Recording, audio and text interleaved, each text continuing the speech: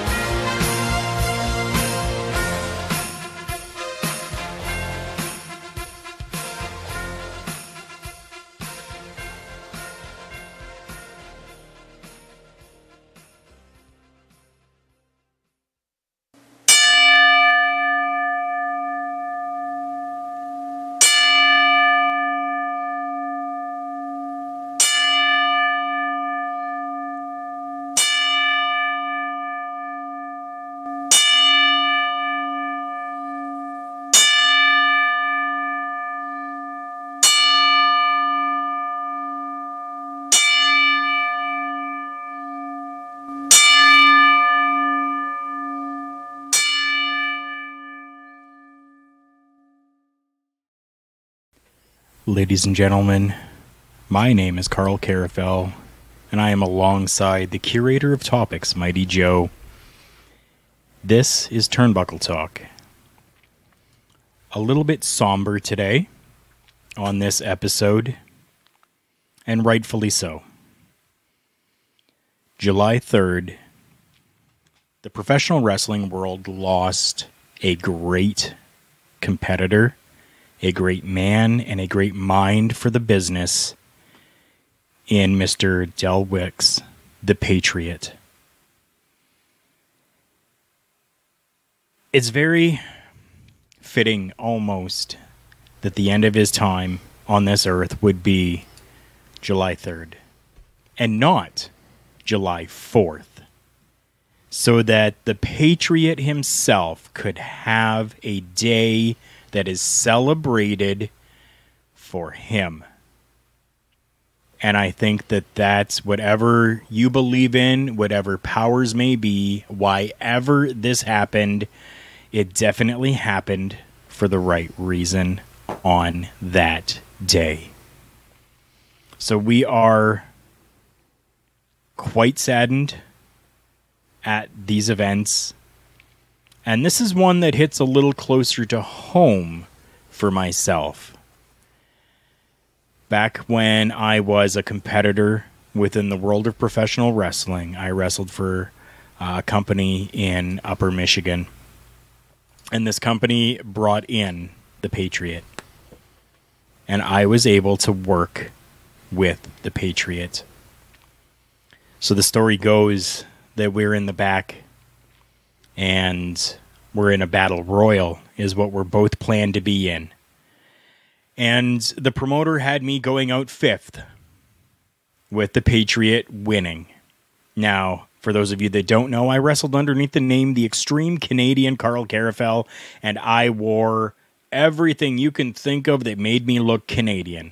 My tights were red and white with a maple leaf in the center.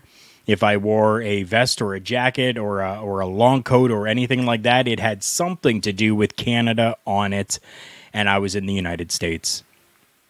The Patriot was able to see me and come over and talk to me and ask me what number I'm going. So I had to tell him, I'm going out 5th. And he looks me dead in the eye and he goes, "No, you're not." And I said, "But sir, that's what it says on the board. I'm going out 5th.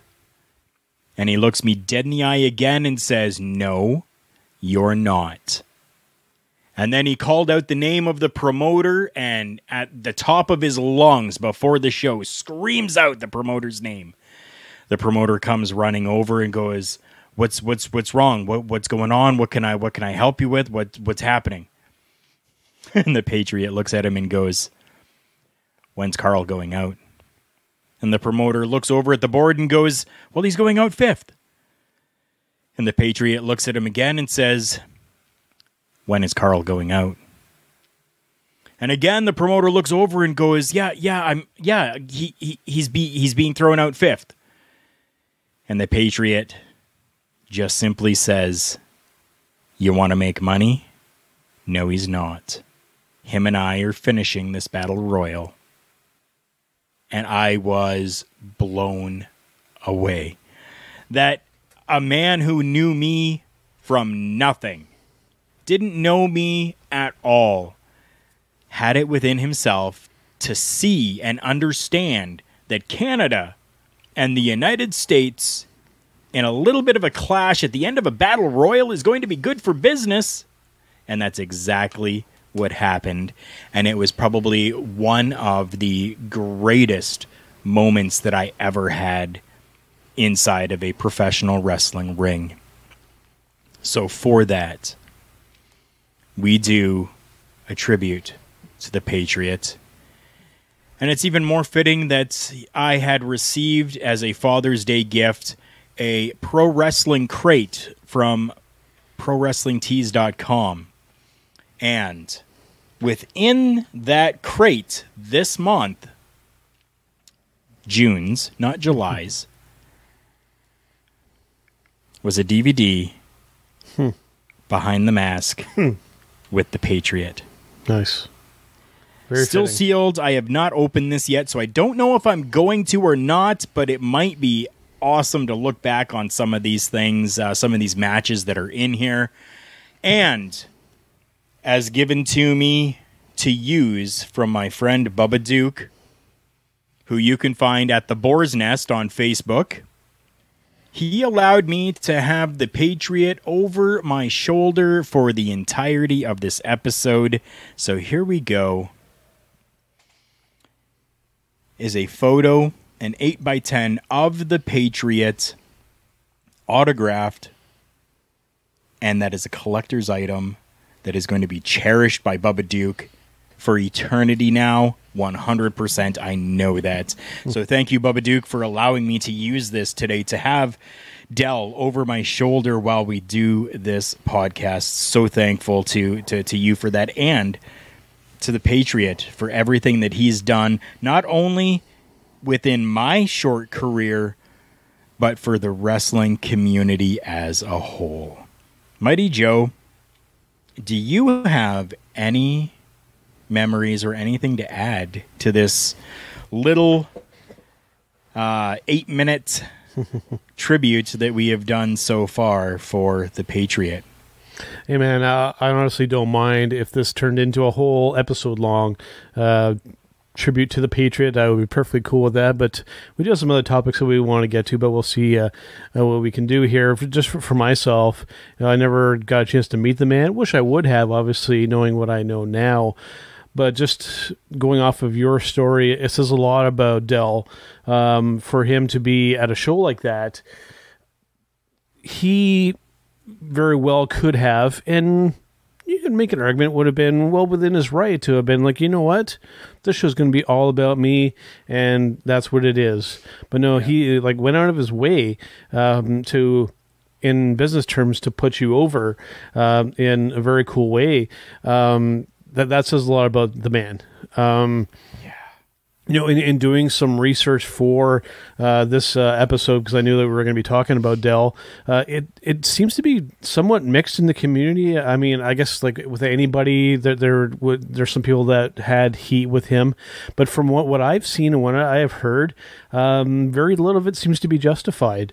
He was one of those guys that, from what I've seen, listened to, like I said, leading up to this episode, and he seemed to be somebody that had like all the tools needed for success, but it's like it just didn't necessarily pan out in the long term, as you heard of the music, and why it would sound kind of vaguely familiar to you, because they essentially revamped the Patriot character into Kurt Angle, and just slightly altered the music, right? So, one of those things where it's like the dude had like all the things that you would want. I mean, he had the look. He could work better than a lot of guys his size.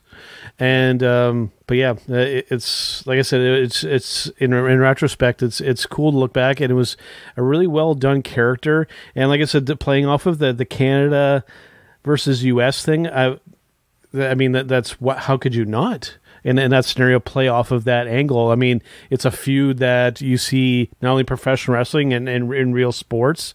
Hell, you see it amongst us here at the Hitting the Marks Pro Wrestling, the Hitting the Marks podcast network. I mean, you hear Mr. Richard Bronson Vickery talking smack all the time about Canada, and we talk smack all the time about the United States. And we even managed to turn Michael Jargo, our good friend, into somewhat fans of Canadians. We're actually his favorite Canadians, which is pretty damn cool. So, but yeah, man, it's unfortunate that he died fairly young. It does look like it was a heart attack, in his early 50s. And yeah, man, just it's a sad moment that, like I said, that character-wise, he was like one of those. The timing of it too, like it's just happening right around the 4th of July and Independence Day, and just a few days before, and yeah, just the timing of it and everything. Just I don't know. Like I'm just kind of rambling, try and find my thoughts here, but yeah, just a sad day, because I know that he wasn't like the most well known worldwide, but those who did know him, it seems to be very, very positive, and rest in peace is all I can say. Thank you very much to everybody who sat through and listened to this, and I'm glad that you did, because this is something that we should always take a little bit of time out for when somebody within the professional wrestling world passes away. You never know who it's affecting. You never know how someone is affected by it, and it's always best to say rest in peace. And that's it. Yep. So thank you very much to everybody who decided to pay a little bit of respects to the Patriot. Yeah. I will say somebody that go ahead. I will say that given that he worked for the WWE before, I was a little disappointed that they didn't do any kind of tribute for him, because I mean, he was somebody who spent some time with the company, and they seem to, maybe they're just chosen not to, or what the deal is. But I haven't seen any kind of video package or anything put together for him, so I was a little bummed out, because I would have been more than happy to use it in this program. But for whatever reason, there wasn't one done. Well, we definitely are doing this on a Monday night live at 8 o'clock at night when Raw is on, so who knows? Maybe they may have done something, or may be doing something during Raw. So we'll have to see. That would be cool if they decide to do that.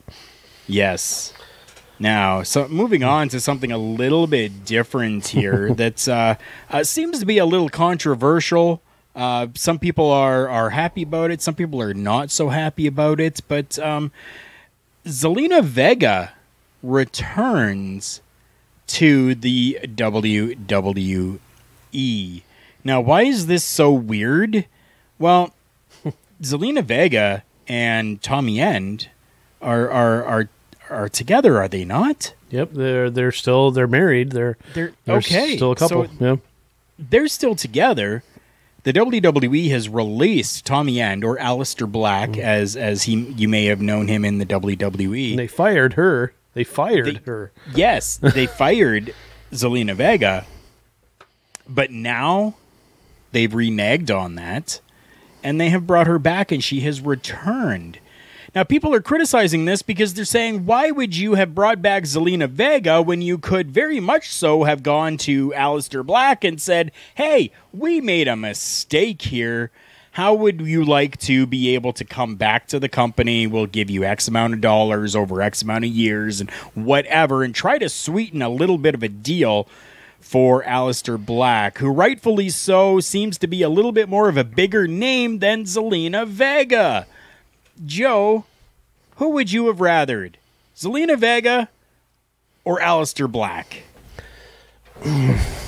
For me, it's not really a matter of picking between the two. Like with the Samoa Joe situation, it's like thinking of it from the talent's viewpoint. It's like I think I may have used the term the last time as well. It's like taking back a girlfriend that dumped you. Like, I guess there's the rare occasion where people can get back together and things are just hunky dory, fine and dandy, whatever cornball term you want to use. That's what I'm thinking of. I'm like, not to take anything away from her coming back. I mean, I know she's quite talented in the ring. I don't think people give her the credit that's due. But still, in my mind, I'm like, why? And just on the company's point of view, you had mentioned admitting that they would make a mistake, like especially in the business aspect of things. That's something WWE will never do and never make public, right? Because then we start delving into the back end of the business, right, with the stockholders and all that kind of stuff. I mean, if you admit to weakness like that, that's a very, very bad look when it comes to the share and the trading aspect of the company, right? Especially when rumors are still running rampant, I guess, that the company might still be up for sale. Just it's all very mysterious and very unusual and strange to me, Carl. That not only has Samoa Joe been brought back now, but Zelina Vega, like she was, like I said, fired for doing these extracurricular activities. I think it was Twitch and all that kind of stuff. They didn't ask her to leave. They told her, you're done. Right. So to then bring her back, it's like, I just don't get it. It's an unusual move for me. Not just with the WWE, like for any company, especially when you do something that's against policy. Typically that means that you're not coming back. Generally, you're right. So it's. But WWE is known to give many, many chances to different people over the years for different things that have been done. I want to just elaborate a little bit more on this comment from our friend Don Lewis. Why not get Black back and her, Zelina Vega, as his manager? Well, I think that what they should have done is kept Aleister Black without releasing him and then allow Zelina Vega to come back as manager. That I would have been okay with, but at this point, to bring both of them back and pair them up together in whatever type of faction type thing that you want to do with them, I really couldn't see that working. Just not. Yeah. I mean, that's another comeback that's being thrown into the face of the WWE. Yeah. And also we have to keep in mind, Zelina Vega was a great manager. She was a great talker because, Andrade wasn't a good talker. He couldn't speak very much English. We have to keep that in the back of our mind. She was great in that capacity. Tommy Ann, Aleister Black, whatever you want to call him, he's actually a good talker, and he doesn't necessarily need a mouthpiece to talk for him. He's more than capable of doing it for himself. So when you would have, I think, too many cooks in the kitchen. I think they would both be trying to kind of get words in, and it could come off a little strange. Like I said, Zelina was a good talker for somebody who can't talk for themselves, but not the case with Aleister Black. So, like I said, man, it's a weird lateral move, and I'm just thinking it's like, okay, now who else is going to come back? And the ones that get left out, I think are going to be feeling a little bit pissed. I 100% agree with that. So, speaking of people being pissed, we know that for the longest time that the WWE had not had anybody in the crowd. Nice segue. And that pissed people off greatly. Now we're coming to a time here when the WWE will have live shows and crowds once again. We're wondering, how is the crowd going to react once live shows are back? I believe that people are going to be so psyched and so hyped over this that they are not even going to care what's happening. They're not going to care who's wrestling. They're just going to be so happy to be back in the arenas, having live events, feeling that energy in that atmosphere. They're going to go bananas. Joe, I know that you have been a very vocal person when it comes to non-crowds at any event going on. Your perspective as someone in a live crowd going to a live show, how would you feel? How would you perceive all of this? If they come back and they just like pick up where they left off and it's seamless, great. I think the fans should react very positively. If I was in the audience, I would be reacting very positively. What my fear is, Carl, is the very first show that they decide to do with a crowd in attendance. My greatest fear is that the show kicks off with Vince McMahon, Stephanie, Shane, and Triple H coming out to the middle of the ring and patting themselves in the back and be like, we're the first ones to come back with an audience. They're going to try and claim to be that they're the first and that they're doing this wonderful thing for the audience. If they do that, we might have a mutiny on our hands. I think that the fans are going to like boo them out of the arena potentially. Don't do that. Just go back, continue where you left off.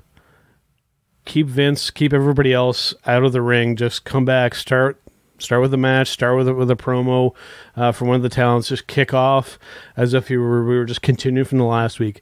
Don't come out and pat yourselves on the back because people aren't going to dig it. People aren't going to dig it. I am definitely picking up what you're putting down here, but I think what's going to happen is that they're going to come out to the ring and not say that we were the first to do this. They're going to be the ones that are going to say, we never lost a crowd because of the Thunderdome. Yeah. Right? They're going to come out there and pat themselves on the back as the innovators of the Thunderdome, which allowed a live crowd to be there via the internet. Yeah, that is exactly how I see that going, and they're going to start every live events that they go to, every live show that happens. It's either going to be a video package that's played, or they're actually going to be out in the ring. I think we're going to see a lot of self-back pats. What I would rather see, like I said, Vince, Hunter, Shane, Stephanie, stay the hell backstage, stay at the Gorilla. What you do for the first live show back, I can't remember if it's Raw or SmackDown, I really don't care what show it is if you really want to get that pop of that audience, you drop somebody's music right at the beginning, you have them come out and win that crowd over. And that somebody can only be one person, Carl. John Cena. You nailed it, brother. You nailed it. That's how you come back and win the fans back over with them in person.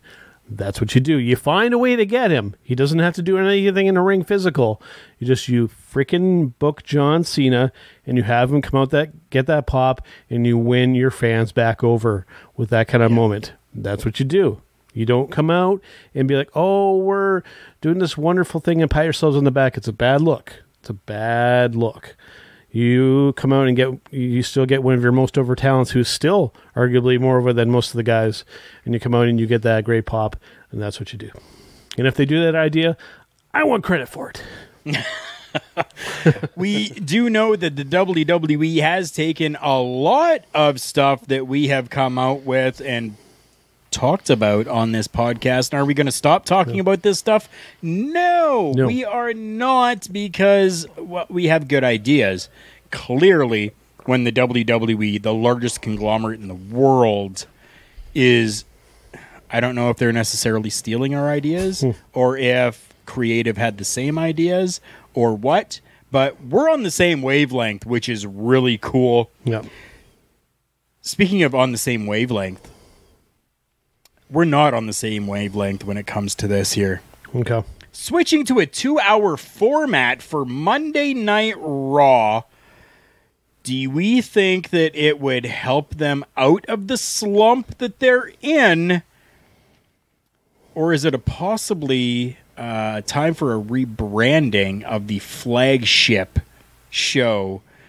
Now, when we talk about rebrand the flagship show, we're not talking rebranding Monday Night Raw. We're talking taking that moniker of flagship show off of Monday Night Raw and putting it onto, well, the only other show is SmackDown.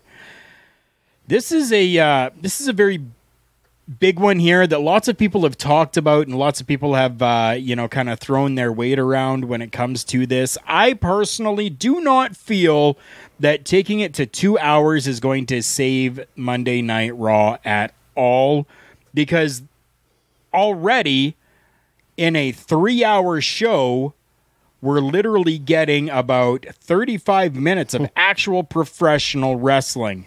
So now we take this down to a 2-hour show. We're going to get 2 matches, 15 minutes of professional wrestling, and that's it. People aren't going to stand for it. I'm not standing for it. I do not support this at all.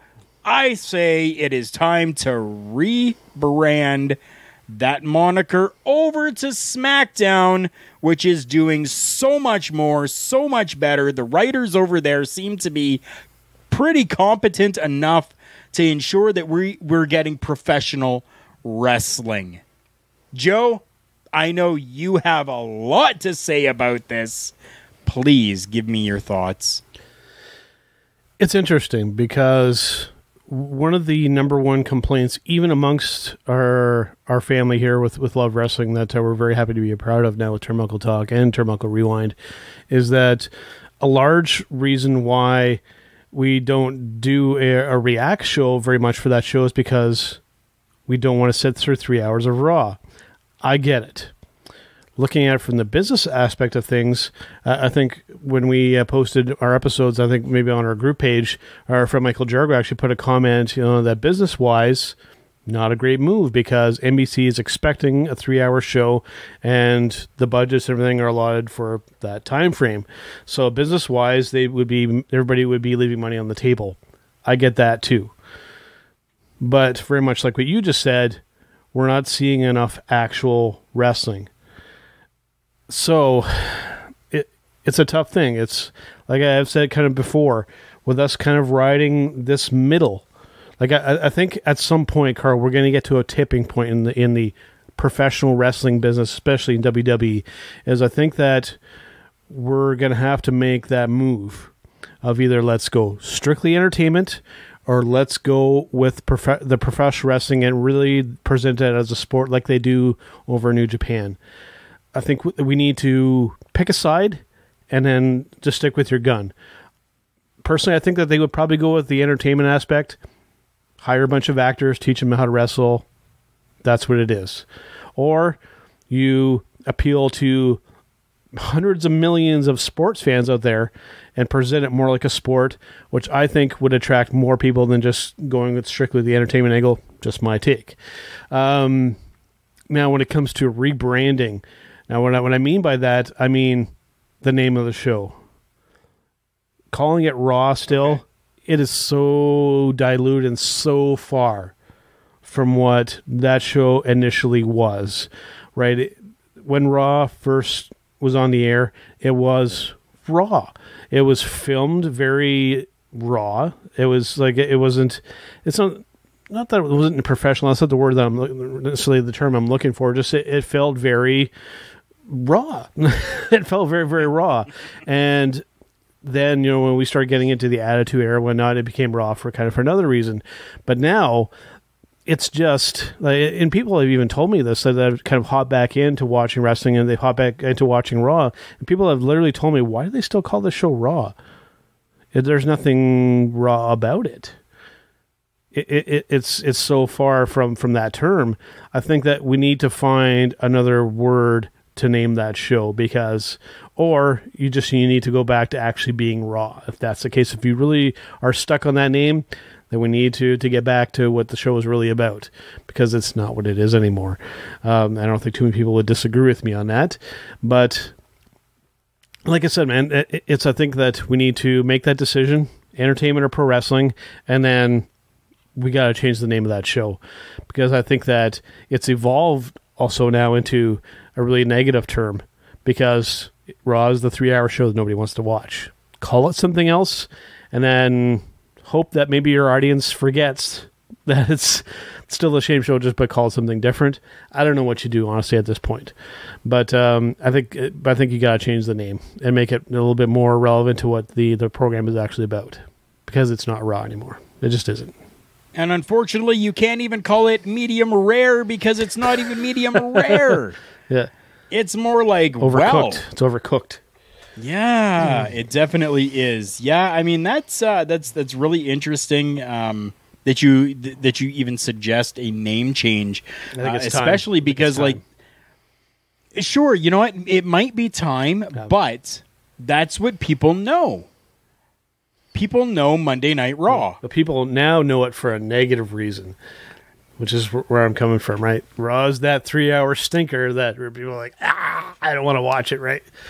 True, but they need to change that. Yeah. And that should be their focus. Yeah. I think their focus should be changing that product, not changing the name. I'm all for that too. Trust me. Either make it Raw, like actually make it Raw on Raw, or I'm saying Raw a lot, but should just name the episode Raw. But yeah, man, it's a tough thing, because, dude, we used to fucking love Raw. I had to slightly censor myself there. We used to love Raw, like especially during that Attitude Era, which I know we've said before too. It's a big part of the reason why we're in the mess that we're in now, is because we went so over the top. But dude, like Raw used to be awesome. Yep.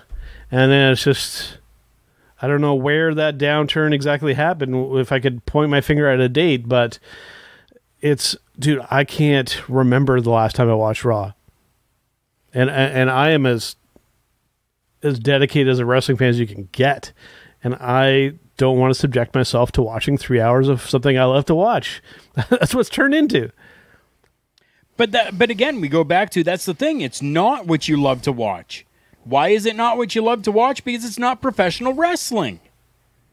Bingo. It is not professional wrestling. There is way too much backstage, way too much talk. They're doing a lot of this, and we need a lot more of this. Okay? Shut up your mouth. That's what's happening right now. Shut to your mouth. And shut to your face. And just be quiet and give us some professional wrestling. And that's what's going to help build back Raw, I believe. Because then we can start getting back to, storylines that are going to make sense. And we can throw in some Raw stuff within these storylines. But we need to actually have those storylines to be able to work with. Whereas right now, we really don't have any of that except more entertainment. And that's it. Yeah.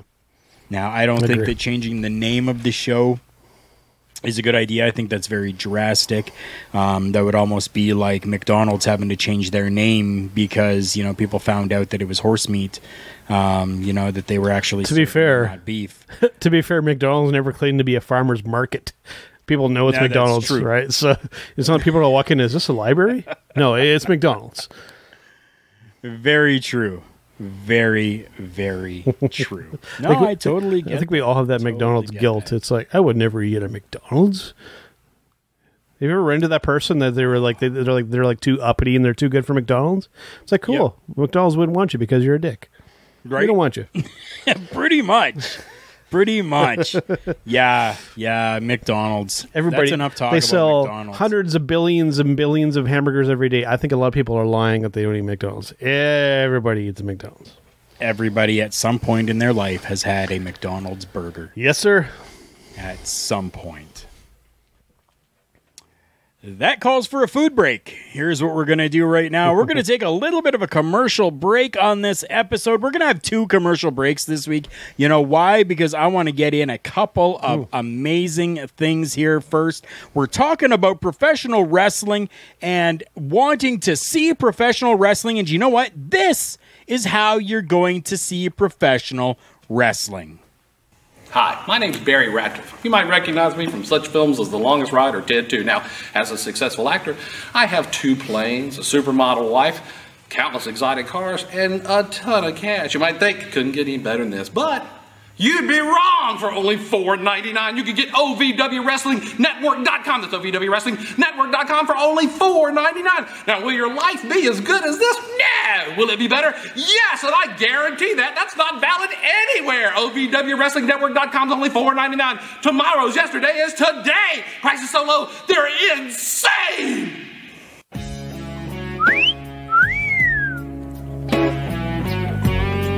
Angry, but well, so do I at OVWWrestlingNetwork.com. It's only $4.99 a month. In between excitement, me too. OVWWrestlingNetwork.com is only $4.99 a month. You get that incredible value. She cost me $17 million and I loved it. Want a real value? OVWWrestlingNetwork.com. It's only $4.99. That's a price so low. Well, it's insane. That's right. $4.99 a month is going to get you OVW wrestling. Some of the greatest professional wrestling on the planet today is happening in OVW. Yes, keep in mind that it is still pretty much an independent promotion, and it looks that way and sometimes sounds that way, but that's the way I like it. Great professional wrestling. That's the way I like it. That's the way I like it. Good, simple, no bullshit professional wrestling. I dig that. And we even have friends that, our friend Michael Melkor is a producer over there, which I'm super happy for him. He's they're still doing that. They're still Michael going strong. Melkor is still there. Going strong. I mean, we've got Al Snow that's there. We have got Ryan Howe, who has been the OVW wrestling champion. I've had the opportunity to meet Ryan on a couple of occasions, and he is absolutely an amazing guy. If you're not sure who Ryan Howe is and you're a WWE fan, then I'm sure you have watched the WWE Tough Enough series. And do you remember the guy named Skid Marks? Yes, that is Ryan Howe. Although he did not get in with the WWE, he did make his way to OVW and has become their champion numerous times. It is absolutely amazing. Now, I talk about Ryan Howe, and he's an amazing guy, and he's somebody that I would have loved to have been able to sit down with and just pick his brain one-on-one or 2-on-1 with Joe and myself while videotaping this, doing an interview.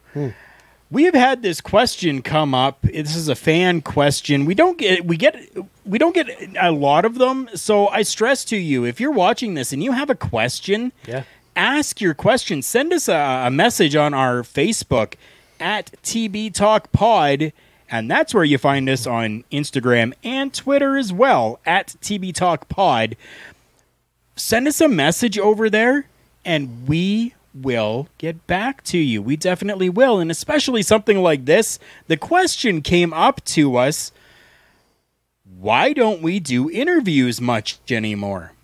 If you remember, if you've been with us since the beginning, since 2015 is when Turnbuckle Talk started, we were doing interviews galore, whether it was Gunner, Nick Aldis, Santino Marella, C.W. Anderson, a whole plethora of different names, Jazzy Gabert, or Alpha Female, as some might know her. I mean, Bryson Scott, Franco Varga, even recently. Yes, that's right, recently, Franco Varga. He's an awesome guy.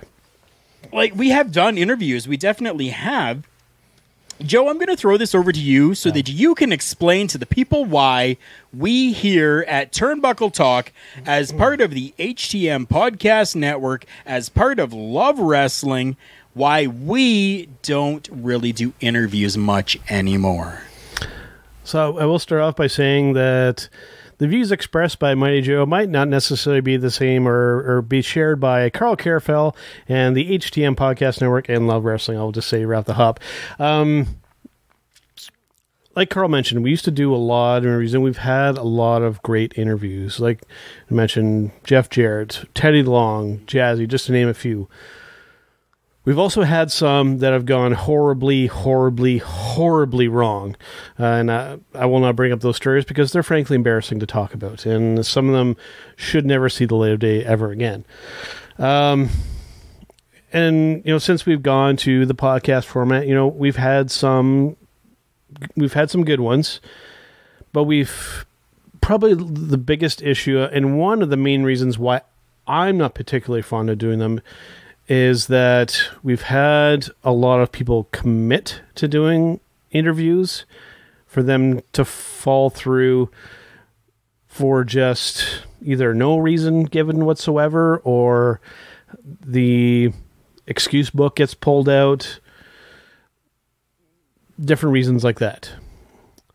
Another aspect of it too is that, and this is where I'm speaking really just for myself. I'm not speaking for Carl, for anybody else on this one. I find interviews for myself to be a little bit on the boring side because it's so hard, especially with some of these really, really established talents, to ask them questions that they've never been asked before. Like, I would love to do interviews with some of these guys and girls, but to have it just be like not about professional wrestling, just talk about like gaming or stuff like that, I would be really, really open to that. But it's so friggin' hard to ask some questions that they've never been asked before. Like, and when you have an interview and it's like, oh yeah, well, I've been asked that several times, and that kind of stuff, and you're like, oh, like there's people that they're really, really good. Spencer is really, really good at doing interviews. All the props to Spencer. I don't find myself to be that good at them. That's another one of the reasons why I don't like doing them, and just the scheduling and getting these people to actually follow through on doing interviews is the other big thing, and why I've really kind of steered clear of doing them, because especially if you decide to then promote it and then they don't show, it sucks, and I think probably like the last one where let's say I actually like made the decision for us to kind of stop doing, but there was I don't want to name names. I don't want to throw anybody under the bus here, but it was a fairly young tag team that we were going to talk to, and like it started off really, really great, and then like right close to when we started doing it, like it just completely fell apart. And then, but they were still going to be on, and then they just no-showed, and then like didn't give us like any reason why or anything like that. That's my big issue when it comes to that. It's like if you can't make something you've committed to, just say something. Say something. Don't leave us hanging and just not say anything. I can't stand that. Like, just be honest and just say, you know what? Something has come up. Let's reschedule. Let's figure something else out. Then we're cool, right? And then some other interviews too that I see kind of go horribly wrong. Probably most notably, I'm sure you must have seen and heard of this one. Hannibal's interview with Wild Bill Irwin, better known as the Goon. Yes. That kind of stuff is another reason why I don't like interviews, because to have something that happen like that, not speaking for him, because his content is his content, from my viewpoint and my professional stance, I would be ashamed to put out an interview. I would be absolutely ashamed. I know it got lots of views and people are like, oh, this is actually kind of funny. I didn't find it funny. I didn't find it funny at all. I thought it was embarrassing, not only for Bill, but for Hannibal as well. It's like, this isn't good wrestling content. I know that there's an audience out there that loves it, like the Jim Cornette audience that likes the shit. I get it. That's not the kind of content I like to put out. That's not the content that you like to put out. And that's why I stick to my guns, and why interviews are few and far between on this program, and why I stick to the ones in a blue moon that I know will follow through. Those are the ones that we talk to. As you heard there, Joe was coughing. You know why? Because even this topic and the thought of these people not having the professionalism to even send us a message and say, hey, listen, something's come up. Can we reschedule? Sure. It's nothing for us to put out a post to our fans and to all of you that says, hey, something has come up. We need to reschedule this interview, but we are hopeful that we can still get this interview and be able to bring this out to you. the thought of that has even made Mighty Joe sick to his stomach to the point where he's coughing. Can you people believe that? Because that is the God's honest truth. Yep. That's the reason why we really don't do interviews too much more any time. Because, I mean, yeah, Mighty Joe said it all. I mean, it's really difficult to be able to do that, to be able to commit to something like that, to have the people committed to it. And we are not people in the broadcasting world that want to give you shit content. Yeah. We don't. That's not our game. That's not our MO. We are here to give you guys the best content that we possibly can. We are two Canadian guys who like to do Canadian things, and that's being nice. So that's what we try to do. We make sure that we play nice and that we are nice and that we are giving you guys the best Canadian broadcasting professional wrestling content available. That's what we do. And we do not feel, I'm sure I speak for Mighty Joe when I say this, we do not feel like we should have to lower that standard that we try to upkeep and uphold just for an interview. Yeah. I'm doing air quotations for those that are listening. Yep. Interview. Right? So, with that said, sometimes we do grab a really good interview. 9 times out of 10, how we do it is we just kind of get a hold of these people and record an interview with them, and then we'll put it out afterwards once we know that we have got it. Once we know that we have secured that interview and have recorded it, that is then when we will shoot out some promotional material about it and then bring it out to you guys. So that's how we would rather do it. So there you go. That's that. I'm glad that somebody asked that because, I mean, it is something that, yes, we did do before for quite a while. Yep. And, I mean, it definitely was fun. I absolutely loved doing it. And, I mean, just being able to talk about some of the matches that some of these guys have gone through and you know, different aspects of their career.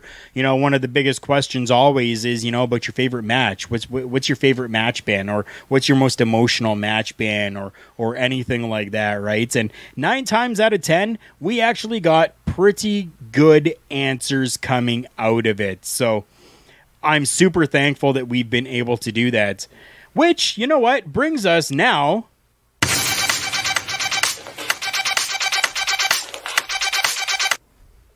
to our match of the week. I'll be honest, I thought we were going to hit the breaking news segment, but we can do it after the match of the week. We can flip it up a little bit this week, because I actually forgot to actually put it in there, because I do have a couple things I want to bring up. But I was getting to it. Okay, cool. For me, for match of the week, I'll go first for this week here. Yeah, go first, yeah. Mine is a really good one, and comes from our friends over at Ring of Honor. And this can be watched for free on YouTube, and this is one that you definitely want to check out, folks. We're talking 2016, the Death Before Dishonor show with Ring of Honor 2016.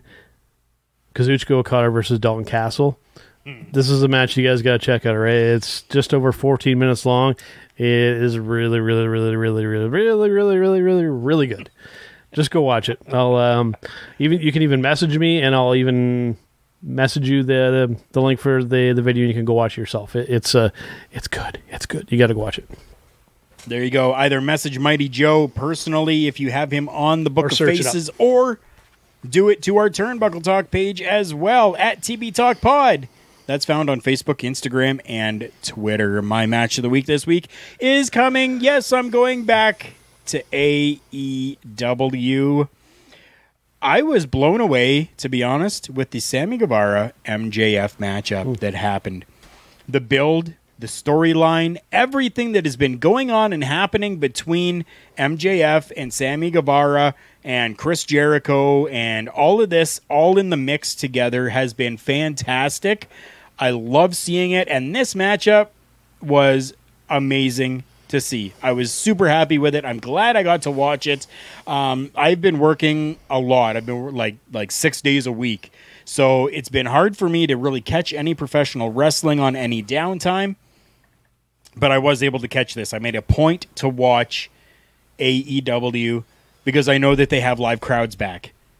So yeah. I 100% wanted to watch it, and I'm glad I did, especially for that match. You hear that, Vince? They've already got live crowds back. You're not going to be the first. You're not going to be the first. And New Japan's been doing it too. They definitely have been. And you know what? That is not...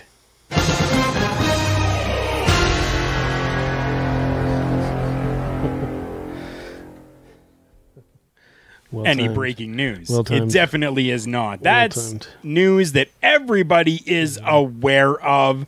But this here now is our breaking news segment.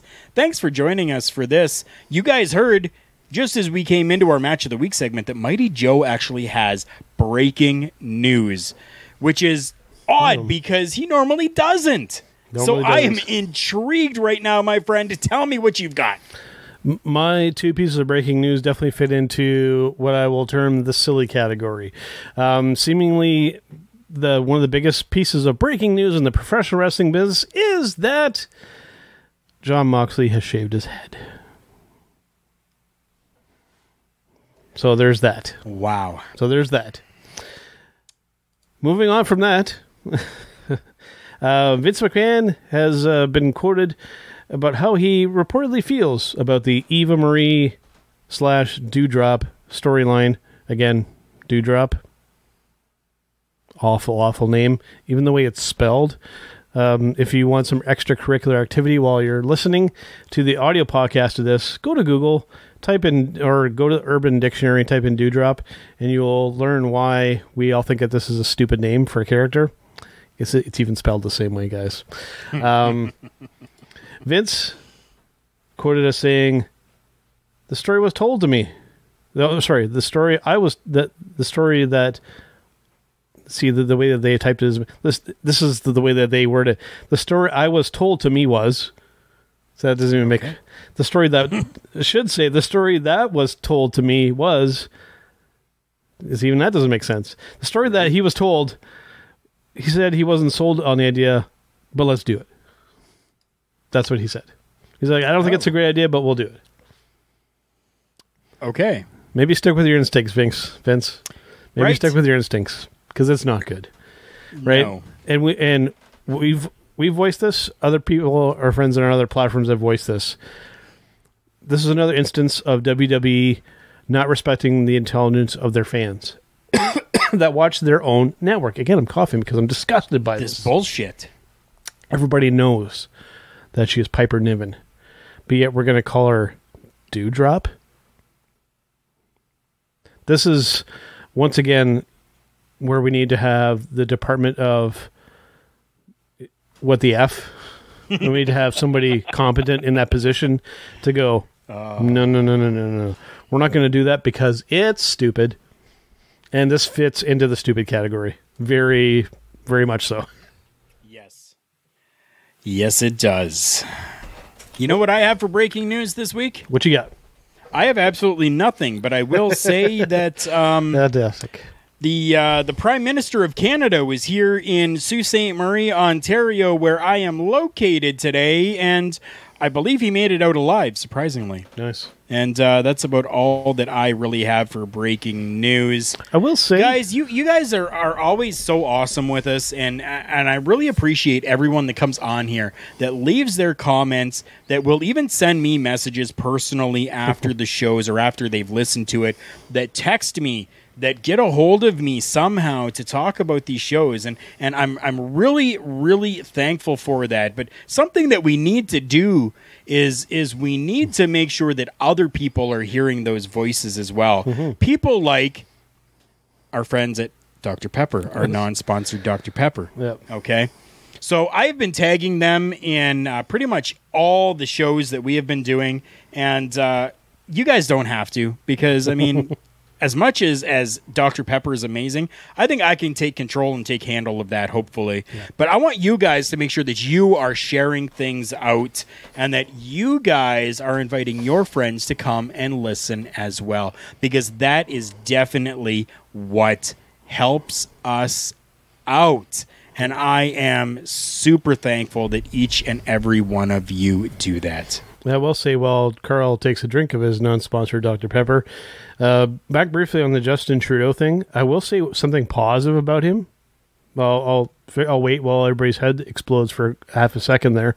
I saw him getting his second COVID vaccine dose, which I have done too, and that knocked me on my ass for an entire day. But I feel much better now. I saw the video footage of him getting that needle, and I will say he has a really, really cool Aboriginal tattoo on his upper left arm. That is a really sick looking tattoo. I will give the man some credit. Good taste in tattoo work, sir. Good taste. Very interesting. I thought that you were going to go with the norm and say he has nice hair. I will say the man has some pretty fabulous looking hair. I mean, he's a pretty dapper looking gentleman there. He definitely is.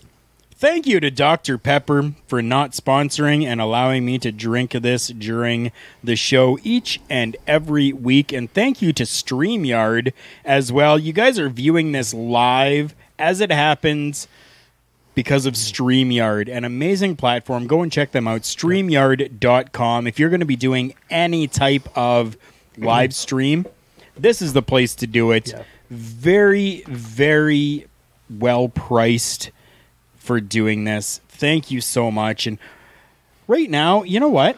We're going to hear from our amazing sponsor, the ones that we are proud to say that we are the first sponsored podcast from these people.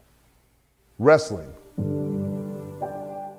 A love and a passion we all share. I've started a wrestling brand. The wrestling brand. A brand founded on the aspects of wrestling. Two entities working together to create a product that connect emotionally for people everywhere. Collar and Elbow is the brand. Passion and love for wrestling is the drive. I am Al Snow, and this is Collar and Elbow, the wrestling brand.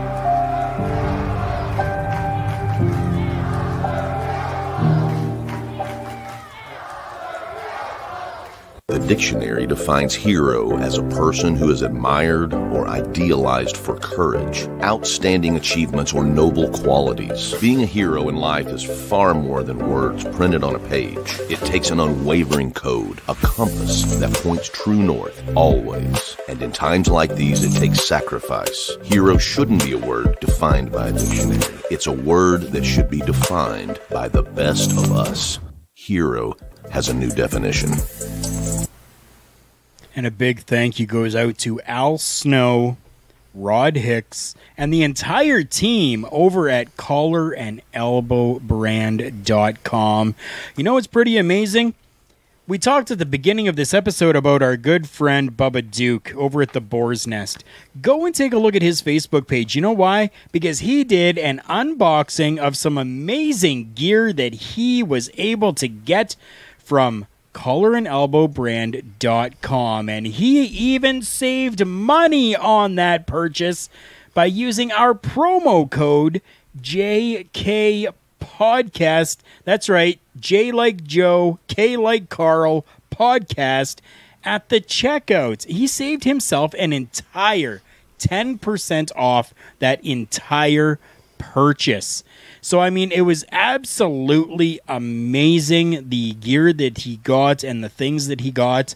Go and check that out so that you can see everything that he got from collarandelbowbrand.com and how he saved money by using that promo code JK Podcast. I see Mighty Joe kind of itching away a little bit right there. I think he's got something before we move on to our final segment here. So, Mighty Joe, you look like you got something on your mind. Talk to me, brother. Yeah, just one quick housekeeping thing before we get to our showstopper segment. I actually, during our caller and elbow break, I got a little bit of feedback, a couple messages from a couple of people saying that they're not seeing us on Twitch, and we will take care of that before next week's episode. I think what's happened is it's not linked properly to our Twitch account.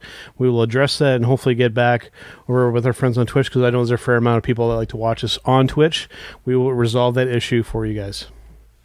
Perfect. Thank you very much to everyone that did send a message over to Mighty Joe to let him know about this issue. We really do appreciate that.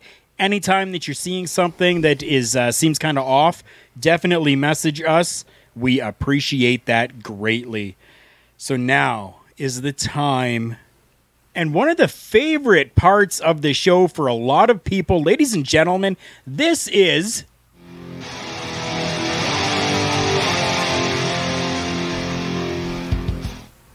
our showstopper segment.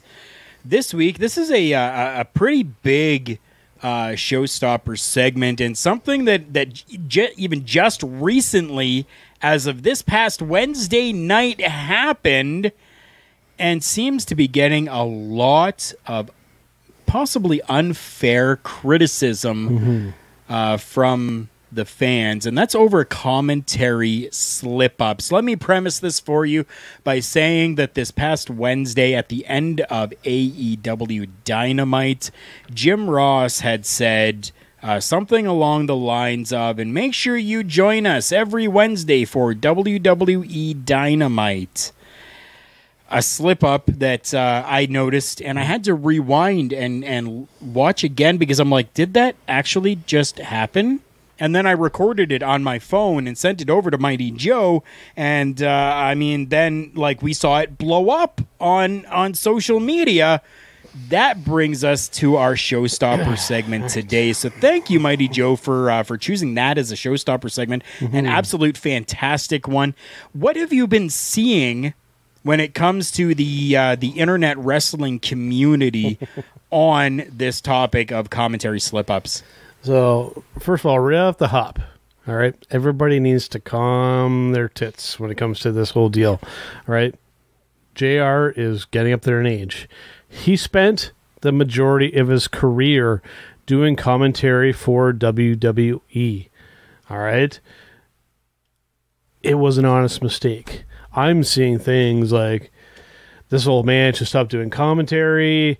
Some people, the conspiracy theorists, saying, oh, this is proof that WWE and AEW are in cahoots together, and all kinds of stupid nonsense. This is one reason why I despise social media sometimes. It is such a toxic place for some of this kind of stuff, and just a breeding ground for a lot of hate and negativity when it comes to this.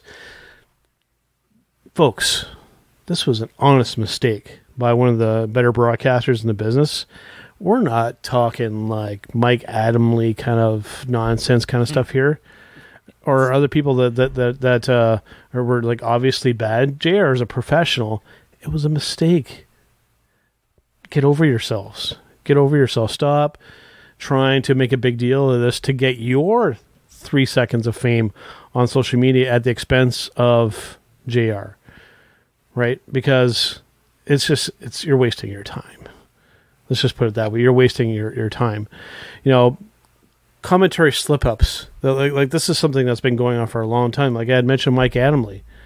That they actually took that and cleverly so turned it into a storyline. They realized that they had a goofball on their hands, and they rolled with it. And thankfully, he had a sense of humor and went along with it as well, right? Which made that whole deal work. You know, it's... we need to keep in mind, all right? We need to keep in mind with this. Doing commentary for professional wrestling under normal circumstances at an indie show is very, very challenging. Carl can attest to that. Other people that I know can attest to that. I've never had the opportunity to do it myself. It's on my bucket list of things to do. Now, picture that on the biggest stage that you can possibly think of. Live national television that is also broadcasted around the world. That is a lot of pressure. And depending on what show you're on, you also have a yammering sphincter in your ear the whole time as well, telling you what to do. It is not easy, folks. Mistakes happen. We're live, pal. Right? Like the famous line goes, we're live. And that's the thing. Live, doing anything like that live in front of a camera, or even just with a microphone in front of your mouth, slip-ups happen. When we do here, we all have, Carl and I both have occasional little slip-ups. I'm surprised that it happen more often. We're doing this live on the fly, right? Yeah. It's not an easy thing. So for those who are just shitting on this, like I said, for just to get some kind of satisfaction for themselves, it's kind of shameful, honestly. I'd like to see even just a fraction of those people try for themselves and see how well they do. I can guarantee you that they will do even worse than that guy that they had very briefly on AEW there. They had him on for one match, and I don't know if he lied on his resume or what, but they were like, see you later, right? Most of those people would do even worse than that guy. So before, you know what? I'm really going to dust off an oldie. I'm really going to age myself with this one here. I'm going to pull out an Eric Clapton line for this one. You know, if before you accuse me, take a look at yourself. That's from an Eric Clapton song. Before you accuse me, take a look at yourself. Very much so. And that is something that it goes all the way back to, if you believe in it, the Bible. Even in the Bible, it says, don't look at the thorn in my eye before you look at the plank in yours. Like, come on, people. The guy went 2 hours of a show without a slip-up, and yet that is the only thing you're talking about is a little slip-up at the end of a show. Come on. Yeah. Are we not better than this in the professional wrestling community? I think we are, to be honest with you. Yeah. I definitely think we are. Now, if this is something that you really want to try to get your fame for, which really doesn't happen, you don't get any fame out of it, start your own podcast and spew your negativity if you want. You know how many people are going to listen? A very small handful, to be honest with you. A very small handful are even going to care about your opinion on that. Unless you're Jim Cornette. Now, I'm not saying that my opinion is the best opinion or that it is the one that matters, but, I mean, I'm not out there throwing hate and throwing shade over a mistake. So come on, people. We are better than that in this wrestling community. 100% we are. To bring this full circle, getting to wrap up the show, because I think we wrapped up that showstopper segment quite nicely, but to build slightly off of what you just mentioned, bringing it slightly back to our fan question of why we don't do interviews anymore. I would very much, Carl, rather, and I hope, I know you would agree with me on this one, I would rather put out really, really excellent content for 10 people than put out hate-filled bullshit to 1,000 people. That's my philosophy. Some people might say that that's flawed thinking. Oh, you can have a bigger audience if you do stupid stuff. Not going to happen. I will stick by my integrity, and it is what it is, right? Yeah. Oh, yes. Because I know... I watch some other stuff. I know, like Cornette and some of these other kind of guys. That's what they go for. That works for them. Fine. That's not what we're about. End of the day. Definitely is not. What we're about is bringing you guys good content, making sure we try to get some good sponsorship codes for you like we have for collarandelbowbrand.com. Yep. I've talked enough about our sponsors. Mighty Joe, I want you to talk about a little bit about lovewrestling.ca and what we have coming up for our fans of Turnbuckle Rewind. A few things I want to hit on. First, definitely Turnbuckle Rewind. This past week, in case you missed it, which I forget what the acronym, and Jared was much better at this than I am. He could probably name that right off the top of his head. I can't at the moment because I am tired and it's been a long day. But last week, if you wanted to check out our rewind match, of course we did, from 1988, Hogan versus Andre in the cage. Excellent. Go and listen to that and go watch the match itself. Coming up this week, we're going completely different. All right, we're going on a nice little fun nostalgic trip from WrestleMania 17, the Gimmick Battle Royal. It's going to be a fun little time. It's not a very long match, but it's entertaining. And we're going to have a hoot talking about it, and I hope you guys are going to enjoy listening to us talk about it, and hopefully you can find some way to kind of watch it. Go check it out on the network if you have it. This past week, I want to make mention to another piece of Love Wrestling content in case you guys missed it as well. You absolutely have to, and you have to go watch the video version of this. Go find the video version of the last episode of Between Two Beards, Spencer versus Josh, Brett versus Sean. They settled the debate, and it's really, really, really good. You guys need to go watch that. And of course, this episode, I'm not quite sure what JPJ and Pluggo have in mind. I'm the producer over there, and they haven't told me yet. So that tells me that they probably have something really cool planned. And looking forward to that again this week. And then just on top of everything else that's going on over there, and then of course our friends over at the HTM Podcast Network, Jargo and Rick are back. They did actually 2 episodes this past week. Really, really good there too. They talked about some very hot button issues going on currently in the landscape of just politically and socially. Some really good stuff there. You guys need to go check out as well. And we're a part of both of those things, and it's just really cool to be with 2 families now. We're with 2 families, and it's very, very cool. And of course, I guess you could technically say we're part of 3 families because we're also syndicated over at IndiePW.com as well. You can find us all over the place. Pretty crazy. All over the place. Pretty crazy. All you got to do is use the Google machine and look up Turnbuckle Talk. Look for that amazing-looking Bullet Club-inspired logo, and you will find us. I do want to say a huge thank you. Wow. Last month, we went through and did some great stuff for the Trevor Project over at lovewrestling.ca. We aimed for $1,000. We raised $2,272 in total for the Trevor Project over at lovewrestling.ca. Stay tuned, guys. This is not the last time we're going to do something for an amazing partner of Love Wrestling. I mean, technically they're not a partner, but I mean they become an honorary partner of Love Wrestling when we are helping to raise funds for some of these great places here.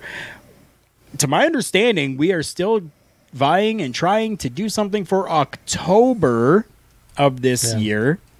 So be on the lookout for that. When things are going to be announced for that, I don't know just yet, but October is not that far away now, people. So be on the lookout for that, and hopefully you guys can open up your hearts again and be able to help support whatever cause we decide to do over at lovewrestling.ca. The cool thing you did mention, Googling Turnbuckle Talk. Well, while you were just talking, I actually logged out of Google, put it in incognito mode, and typed in Turnbuckle Talk, and you go to images, and we're the first thing that comes up. So you kind of arrived when you do a Google search, and you're the first search result that comes up. Pretty dope, as the kids would say. I don't know. I'm not hip with the kids as I used to be. Thank you so much again to everybody who has watched, listened, and supported this show over the years. We are Turnbuckle Talk. We have been here since 2015, and we are going to continue on strong. Use that hashtag anytime that you post something for us. Hashtag Turnbuckle Talk since 2015. Make that thing go viral if you can for me. That would be awesome on you guys and awesome for us. Yeah. Thank you, everyone, again so much for your support. That's Mighty Joe over there. I'm Carl Carafel. Thank you so much for watching.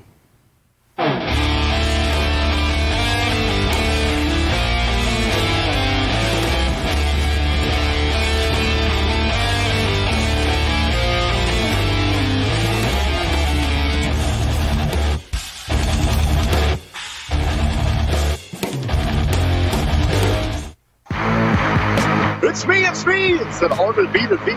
As you can tell in the background, we are out celebrating. That is what we do here at hittingthemarks.com. And I invite everyone to continue to tune in to Turnbuckle Talk, but check out all of our other shows. We have weekly content, especially lit up by the flagship show. You can find that all at hittingthemarks.com. Run.